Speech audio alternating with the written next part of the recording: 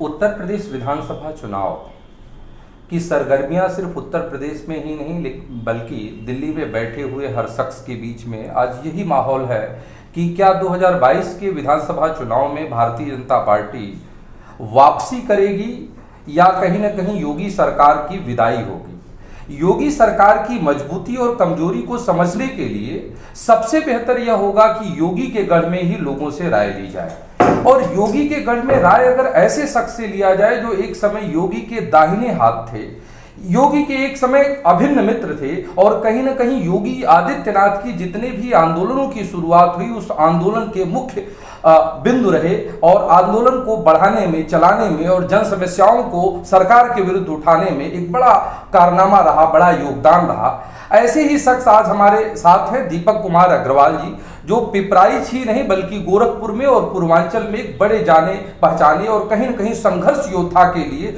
लोगों की आवाज को उठाने के लिए, सत्ता के विरुद्ध किसी भी हद तक जाने के लिए लोगों के बीच में तैयार हैं। मैं आज उन्हीं से जानना चाहता हूं कि क्या संघर्ष रहा है, क्या एक इतिहास रहा है और क्या अभी तक की यात्रा रही है दीपक कुमार अग्रवाल जी की। अग्रवाल जी, बहुत बहुत आभार आपको अपना बहुमूल्य समय देने के लिए। मैं पूरे गोरखपुर में बात करूं या पूर्वांचल में, आपको एक संघर्ष योद्धा के रूप में देखा जाता है। जब भी आपके नाम की चर्चाएं होती है तो लोग योगी के दाहिने हाथ के रूप में आपको देखते हैं। योगी के साथ आप विमुख क्यों हुए, इसकी चर्चा तो मैं बाद में करूंगा, लेकिन अभी ये जानना चाहता हूं कि क्या रहा है अभी तक की आपका यात्रा का वृत्तांत, क्या रहा है, पड़ाव क्या रहा है, कैसे सफ़र शुरू किया और यहाँ तक का कैसा सफ़र रहा। देखिए, सफ़र तो बहुत पहले शुरू हुआ। उस समय योगी जी से मेरा कोई वास्ता नहीं था। योगी जी मंदिर के उत्तराधिकारी शायद बन गए थे। मैं शिवसेना से शुरुआत किया था और अपने ही क्षेत्र के अंदर वार्ड में एक प्रत्याशी खड़ा किया था और योगी जी की भाजपा से कैंडिडेट वहाँ लड़े थे। उनसे टकराव हुआ। मेरा कैंडिडेट बहुत अच्छे वोट से जीता था। गरीब महिला थी, टोकरी में फल वगैरह बेचती थे। उसमें कुछ हिंदू मुस्लिम राइट्स हो गए थे। वो झगड़ा हुआ था बीजेपी वालों से और सर पे मेरे आया, जेल भी जाना पड़ा। योगी जी प्रभावित हुए। कुछ घटनाएं ऐसी घटी, मैं उनसे जुड़ा। 96 के चुनाव में शिवसेना के बैनर तले में हम लोगों ने उनका प्रचार किया। बड़े महाराज जी उसमें इलेक्शन लड़ रहे थे। 98 में योगी जी से बहुत ज़्यादा नज़दीकी हो गई थी।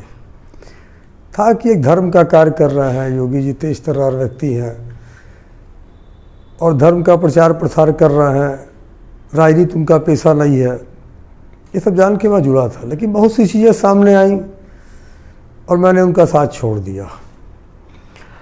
तो अग्रवाल जी, कहीं ना कहीं आप उनके साथ रहे, आज कहीं ना कहीं प्रदेश की सत्ता के शीर्ष पर है और इससे बहुत पहले ही आपने साथ छोड़ दिया।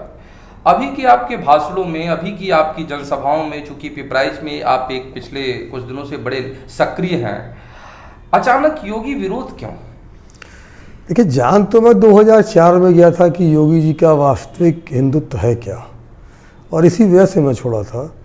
लेकिन योगी जी को सत्ता की और धन की इतनी लालसा होगी ये मैं नहीं जानता था।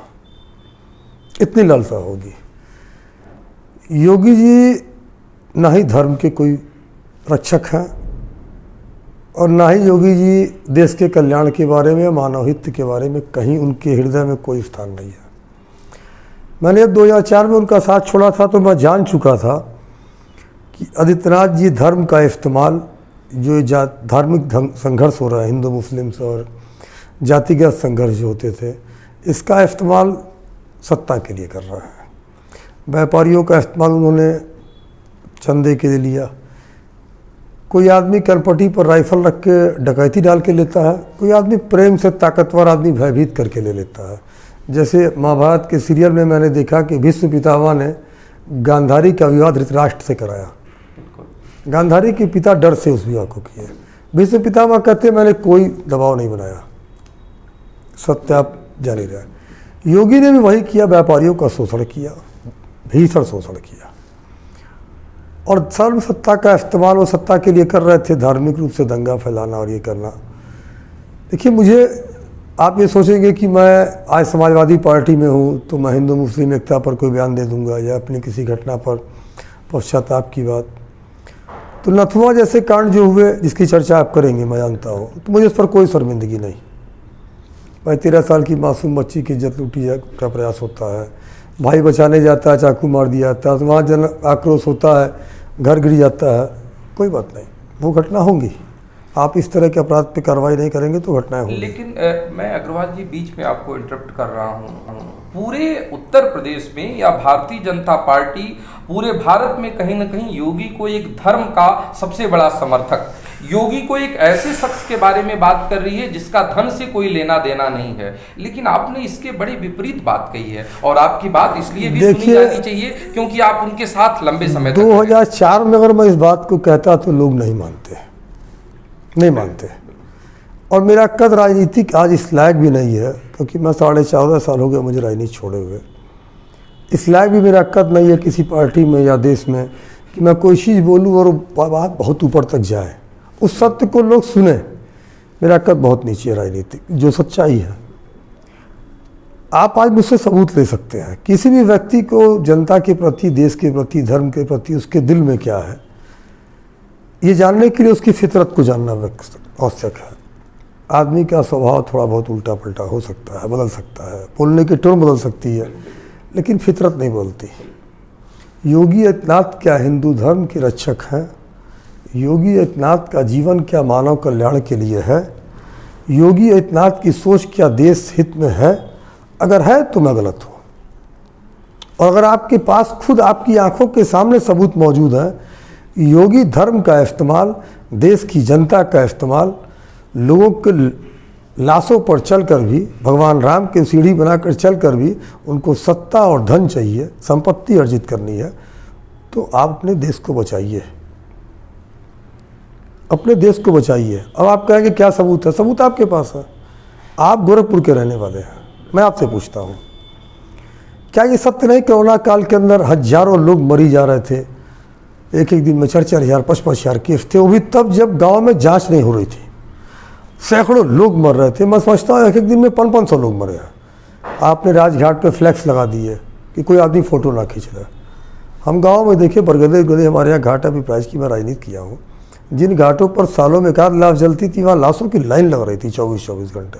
तो कहीं आप ऐसा तो नहीं जो समाजवादी पार्टी कह रही है, जो कांग्रेस कह रही है, विपक्ष कह रही है कि यहाँ पर कोरोना की वजह से जितनी मौत के आंकड़े हुए उनको छुपाया गया, योगी सरकार पूरी तरह से फेल हो गए कोरोना को? ऐसा नहीं है। मेरा कहने का तात्पर्य उन कांग्रेस के बड़े नेताओं से या मेरे दल के नेता किसी का, मेरा वो मकसद नहीं है। मैं जो कहना चाह रहा हूँ उस बात का समझिए, योगी को पहचानने की बात आ रही है। मैं राजनीति में आया क्यों, आप बार बार पूछ रहे हैं मुझसे। कोरोना काल के अंदर जो रूप था, एक वीडियो आपके पास है, मैं उसको सुना भी दे रहा हूँ, आपको दिखा दे रहा हूँ। गोरखपुर के डीएम वीएम पांडेयन का बयान। इस बार जरूर तो वेरिएंट अलग है, ताकि बहुत तीव्रता, तीसरे दिन में फेफड़े में 80% खत्म हो जाता है, 5वें दिन में आदमी का सांस फूल जाता है, 7वें दिन में मर जाता है। हम लोग को समय ही नहीं बचता है, और हजारों आदमी एक दिन में आ जाता, तो किसको बेड दें? हम लोग ऐसे भी हालत में थे, एक दिन में 100 लोग लाइन पे थे एक बेड के लिए, मरने के लिए इंतजार कर रहे थे। तो आदमी मरेगा तब वो बेड मिलेगा। कि एक दिन में हजार मरीज आ रहे थे, हम किसे बेड दें हम समझ नहीं पा रहे थे। एक दिन तो 100 मरीज लाइन में खड़े थे, अंदर किसी की मृत्यु हो जाए ये कामना कर रहे थे अपने बच्चों के इलाज के लिए। आप समझ सकते हैं कि गोरखपुर के डीएम का बयान यानी सरकार का बयान। अगर डीएम 1000 मरीज कहता है तो 4000 होंगे तो 1000 कह रहा, 100 मरीज कह रहा है तो 500 होंगे तो 100 कह रहा। आप आंकड़े दिखाते थे। मेरे मैनेजर की पत्नी मर गई 9:13 पे, कोरोना के मृत्यु प्रमाण पत्र मेरे पास है, उसका कोरोना का मेडिकल का। और दूसरे दिन अखबार पढ़ता हूँ कि साहब यूपी में 7 दिन से कोई मौत नहीं। तो वो तो आंकड़ा छिपाने के तो 1000 सबूत है। डीएम का बयान आप सुनिए, आप उसे दिखाइए।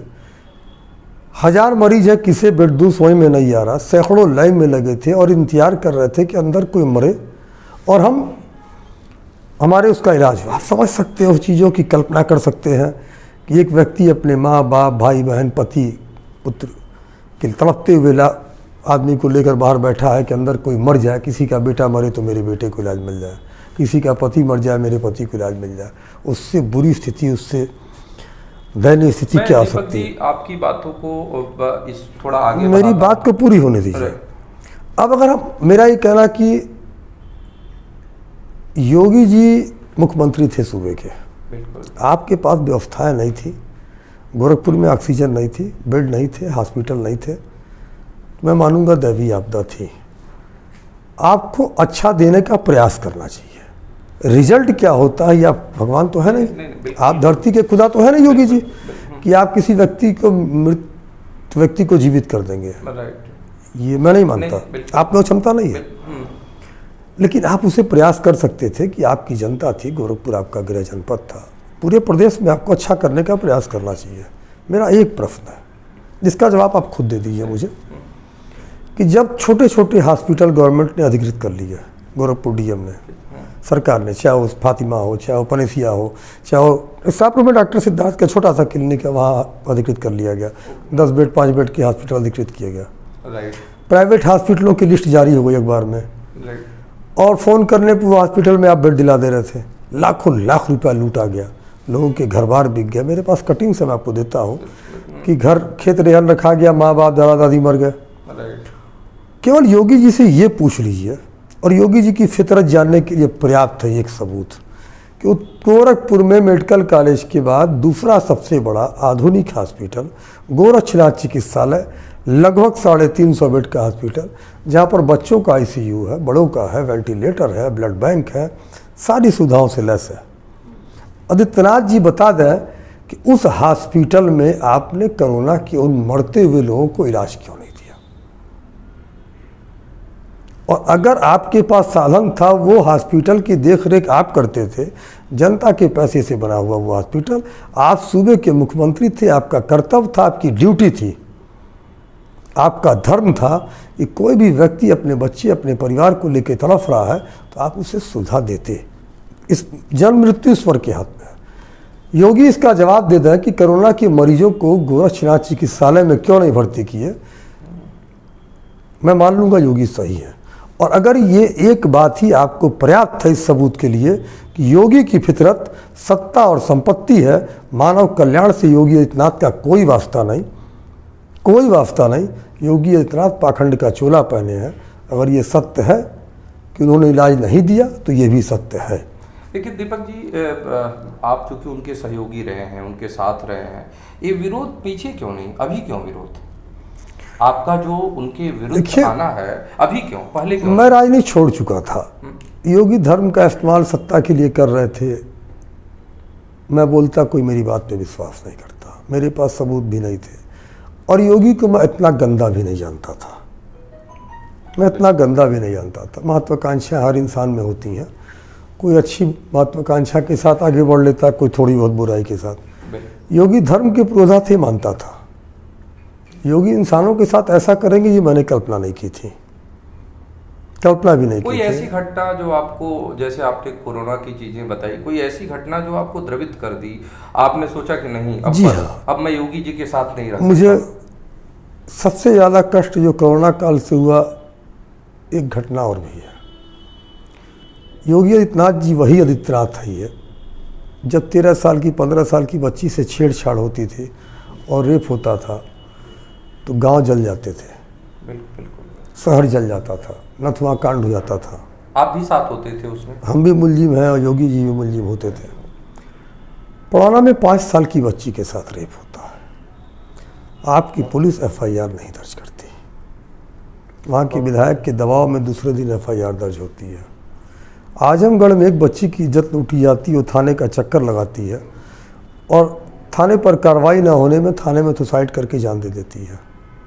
कुशीनगर में एक 7 साल की बच्ची का रेप होता है, आप कार्रवाई नहीं करते। कल तक योगी जी आप ही कहते थे कि सरकारें मुकदमे नहीं दर्ज करती सपा की बसपा की, आंकड़े छिपाने के लिए। हम चाहते हैं हमारे बुजुर्ग हमारी पीठ ठोके, हम बच्चों को आशीर्वाद देते हैं। योगी जी खुद अपनी पीठ ठोक के अपने आप को आशीर्वाद देते हैं।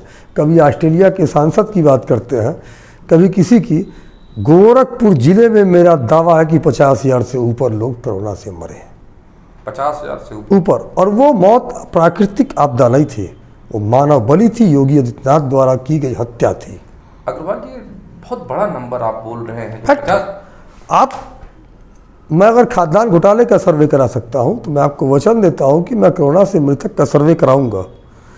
गोरखपुर जनपद में 50,000 से कम लोग नहीं मरे हैं, इसीलिए सरकार कह रही है कि हम मुआवजा नहीं दे सकते। अग्रवाल जी, 14 सालों के बाद कहीं ना कहीं आपने एक वनवास के बाद राजनीतिक मैं आपसे दो चीज पूछता हूँ, वापसी की है, कहीं ऐसा तो नहीं कि मिश्रा जी मैं आपसे कोई प्रश्न करूं, उसका जवाब आप अंतरात्मा से सत्य दें तो जनता को भी जवाब मिल जाएगा, आपको मिल जाएगा। इन बलात्कारों को प्रश्रय देने की बात तो योगी जी अपनी जगह है, क्या हाथरस कांड आप भूल गए? एक मासूम बच्ची माँ के साथ खेत में काम करने जाती है, उसके साथ बलात्कार होता है, उसे इतना मारा जाता है कि उसकी मृत्यु जाती है। मरने से पहले उसका वीडियो वायरल होता है, उस वीडियो में वो कहती है कि फला फला 5 लोग मेरी इज्जत लूटे मारे, और आपकी सरकार, आपके अधिकारी कहते हैं लाश को ला के पेट्रोल डाल के फूंक देते हैं। इससे बड़ा नरपिशाच कौन हो सकता है? एक हमारी संस्कृति, हमारी धर्म के अंदर एक तड़प के मरने वाली बच्ची की लाश को लकड़ी ना दी जाए, उसे कफन ना दिया जाए, उसकी अर्थी ना उठे, सीधे आप पेट्रोल से फूंक देते हैं, माँ बाप भाई को उसकी लाश ना मिले। फिर आप उसी माँ के माथे पर, उसी भाई के माथे पर कलंक डाल देते हैं उसकी हत्या का। सीबीआई जांच में खुलासा होता है। इससे बुरा पाप, उससे बुरा दिन। आप एक क्षण कल्पना कीजिए मिश्रा जी, आपके पास पत्नी बच्चे हैं, मेरे पास भी हैं, कि वो हमारी बेटी होती, उसकी मृत्यु के कारण ये होते, और वो बेटी की मृत्यु का कलंक हमारे सर पर होता, तो हम 4 महीना 6 महीना कैसे काटे होंगे? उस माँ, उस भाई की पीड़ा को आप समझ लेंगे। मैं अग्रवाल जी फिर मैं उसी प्रश्न पे आ रहा हूँ, तो कहीं ना कहीं जो योगी सरकार में महिलाओं के साथ व्यभिचार बढ़े हैं, कहीं ना कहीं योगी सरकार की कोरोना में लोगों की मौत के लिए जो सीधी जिम्मेदारी रही है, क्या ये वजह हैं जो 14 साल के बाद आपने फिर से राजनीतिक में वापसी की? नहीं देख रहा है कि देश गृह युद्ध के मुहाने पर खड़ा है। मैं आज आया हूँ मैदान में, योगी ने मेरे साथ जो अत्याचार किए वो अलग का किस्सा है। मैं इसलिए आया हूँ, मैं जानता हूँ कि ये लड़ाई जो मैं लड़ने जा रहा हूँ मेरे जीते जी पूरी नहीं होगी। मैं ये भी जानता हूँ कि इस लड़ाई का चरम भी शायद मैं अपने जीवन काल में ना देख पाऊँ। मुझे राजनीतिक रूप से इस लड़ाई को लड़ने के लिए नेता बनकर, विधायक बनकर, मंत्री बनने की ज़रूरत नहीं है। मैं लड़ाई लड़ने आया हूँ केवल जातिवाद को ख़त्म करने, धार्मिक और जाति संघर्ष को मिटाने आया हूँ। और धर्म का जो इस्तेमाल ये पाखंडी सत्ता के लिए कर रहा है, जो पूरे हमारे इतिहास को बदल दिए, भारत के पूरे इतिहास को बदल दिया। जिस भाजपा का जन्म ही हिंदू विरोध में हुआ है, वो भाजपा हिंदू धर्म की ठेकेदार बन के बैठी है। अग्रवाल जी, चूंकि मैं जो आपको देखा, समझा और जाना, आप अपने घर के सामने एक गौशाला बना रखे हैं, डेली गाय को खिलाना, गुड़ खिलाना, चंदन लगाना, धर्म की अलग अलग तरह से व्याख्याएं करना, वो गीता हो, उपनिषद हो, वेद हो, लेकिन ये सब चीजें करते हुए भी आप एक ऐसी सरकार के विरुद्ध हो गए हैं जिनके ऊपर ठप्पा लगा है कि सबसे नंबर 1 हिंदूवादी, सनातनवादी, धार्मिकवादी है। देखिए, अगर सत्य कुछ और हो, दिखाया कुछ और जाए, 1000 बार झूठ को बोल दिए सत्य बन जाता है। तो इस सरकार में एक कला तो है, और हमारे आदित्यनाथ जी में वो कला है कि सत्य को असत्य साबित कर देना, असत्य को सत्य साबित कर देना, और खुद से अपनी पीठ को ठोक लेना, ये सबके बस की बात नहीं है। योगी जी जानते हैं। डर नहीं लगता है आपको अग्रवाल जी किस चीज़ से? एक फायर ब्रिगेड नेता, सीएम, देखिए, उनके अगेंस्ट में मैं डरता तब जब योगी क्या कर सकते हैं ये मैं नहीं जानता, और मैं क्या कह सकता हूँ ये मैं नहीं जानता। योगी मेरे परिवार, मेरे ऊपर फर्जी मुकदमे लगा सकते हैं, जो लगवाए। योगी मुझे लाठी मरवा सकते हैं, योगी मुझे जेल में डाल के प्रताड़ित करा सकते हैं, मुझे स्वीकार है। योगी मेरी हत्या भी करा सकते हैं, पशुरकिया और कौड़िया की तरह। डर नहीं लगता है? लेकिन नहीं, हत्या से नहीं, क्योंकि अगर मेरी मृत्यु लिखी है योगी की हाथ तो मुझे कोई बचा नहीं पाएगा, और नहीं लिखी है तो योगी मार नहीं पाएंगे। एक चीज़ जानता हूँ, मरूंगा एक बार, जीवन का अंतिम सत्य मृत्यु है, कायर की तरह हर पड़ नहीं। योगी से जवाब तो मांगूंगा, योगी से मैं पूछूंगा, हर दिन पूछूंगा जब तक जवाब नहीं मिलेगा कि मेरी पत्नी पर फर्जी मारपीट का मुकदमा क्यों? तुम्हारे पास पत्नी नहीं होगी, तुम्हारे पास बच्चे नहीं, तुम्हारे पास परिवार नहीं, तो क्या इस धरती पर तुम किसी परिवार को जीने नहीं दोगे? आजम खां से तुम्हारी व्यक्तिगत दुश्मनी हो सकती थी, आजम खां जी की पत्नी पर मुकदमे, मेरी पत्नी पर मुकदमा, जीएम सिंह की पत्नी पर मुकदमा, क्या है ये? दीपक जी, ये लड़ाई आपकी पारिवारिक है या सामाजिक है? क्योंकि आप अभी शुरुआती दौर में आप लड़ाई पारिवारिक होती तो मैं राजनीति में 2 साल पहले आता, 3 साल पहले आता। मैं हाईकोर्ट से मामले को दूध का दूध और पानी का पानी कर चुका हूँ। लड़ाई मेरी सामाजिक है। अगर मेरी पारिवारिक होती तो फिर मैं इतने बड़े जंग में क्यों कूदने जाता, सर पर कफन क्यों बांधता? आप योगी की फितरत को समझिए।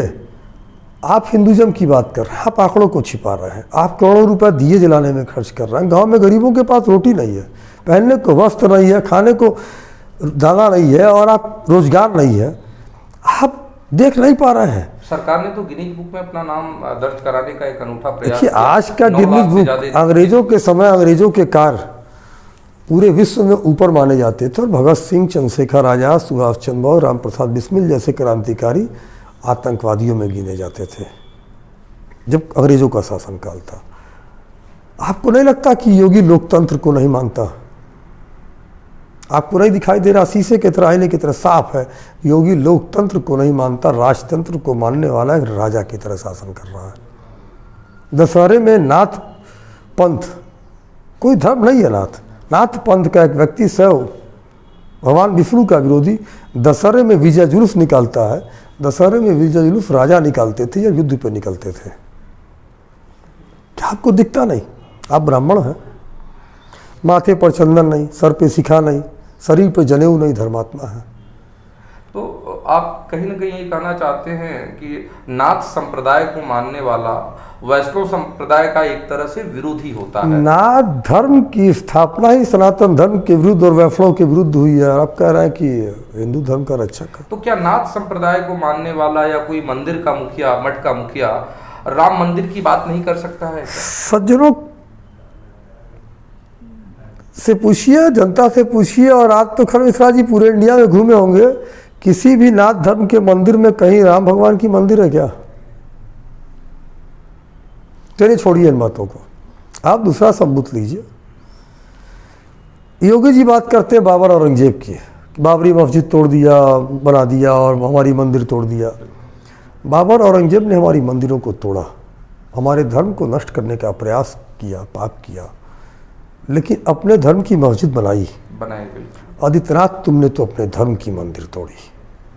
धर्मशाला से मानी राम तक जहाँ इन्होंने अपने मंदिर की रोड चौड़ीकरण कराई है, सैकड़ों मंदिर तोड़ी गई। बनारस में हजारों धार्मिक स्थल तोड़े गए।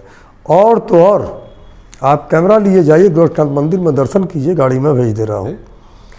हनुमान जी की मंदिर के बगल में राम दरबार का मंदिर, राधा कृष्ण का मंदिर, छठी माता का मंदिर, संतोषी माता का मंदिर, नवग्रह का मंदिर, यह 7-8 मंदिर थे। आप जाके देखिए, पूरा जमींदोज कर दिया गया, गिरा दिया गया। कोई दूसरा मंदिर के दरवाजे को छू दे तो आप कहेंगे कि हिंदू मुस्लिम हो गया, धर्म नष्ट हो गया, धर्म को खतरा हो गया। आपने उस गोरक्षनाथ मंदिर की इतने मंदिरों को क्यों तोड़ी, जिसमें बनाने में हमारे देश की जनता ने, गोरखपुर की जनता ने, मेरे पूर्वजों ने और लोगों ने सहयोग किया, जिनकी श्रद्धा का केंद्र रहा। आप कौन होते तोड़ने वाले? आप एक मंदिर को तोड़ने वाले को महात्मा मानते हैं? मानते हैं? अगर आप मंदिर को तोड़ने वाला महात्मा तो नहीं हो सकता है, लेकिन अगर कहीं स्वार्थ कुछ और हो, कहीं ना कहीं वो दिखाना चाहते हैं। जब भी गोरखपुर योगी आते हैं, कमिश्नर साहब, बीसी साहब, जीडीए के डीएम साहब पहुंच जाते हैं, मीटिंग होती है। क्या होती है? योगी जी का मंदिर पे कमर्शियल कॉम्प्लेक्स कैसे बने, मीटिंग्स होती है। योगी जी का विश्वविद्यालय कैसे बने। तो कुल मिलाकर मैं बीच में कट कर रहा हूँ, एक पुराने सहयोगी रहे दीपक अग्रवाल जी, लंबे समय तक उनके साथ कंधे से कंधे मिलाकर चलने वाले, आज ये कहना चाह रहे हैं कि योगी आदित्यनाथ उत्तर प्रदेश के मुख्यमंत्री का जो धार्मिक चेहरा है वो पूरा सत्य नहीं है, जो सामाजिक कल्याण की बातें करने वाली चीजें हैं वो पूरा सत्य नहीं है। और तीसरी सबसे बड़ी चीज है कि उत्तर प्रदेश में तो साहब छोड़िए, सिर्फ गोरखपुर में 50,000 से ज्यादा लोगों की मौतें हुई हैं। हालांकि इससे प्रश्न पूछे जाएंगे भारतीय जनता पार्टी से, लेकिन लगता है कि एक सामाजिक तौर पे एक कोलाहल की तरह हम बढ़ रहे हैं कि धर्म को मानने वाले के विरुद्ध उन्हीं के लोग कह रहे हैं कि यह धार्मिक नहीं है।